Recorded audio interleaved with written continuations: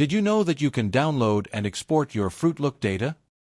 With FruitLook, you can export spatial maps, graphs, and even raw data to Excel. Here's how to do it. To export a spatial map, click on your field and go to the Details page.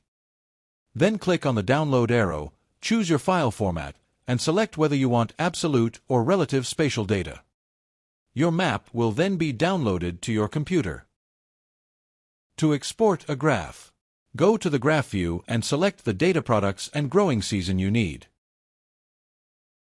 In the top right corner of the graph, click on the menu icon with 3 lines and choose your preferred export format. To download multiple datasets at once, go to your field list. Tick the fields you want. Click Select Task and choose Export Fields. Then select the data products, time period, and export type. If you choose field values, your data will download as an Excel file. If you choose raster images, your spatial maps will download, and you can again select the file format and whether the data should be absolute or relative. Click Export, and your files will be saved in your Downloads folder. You can use these exports for record keeping, reporting, or further analysis in Excel, including creating your own graphs and calculations.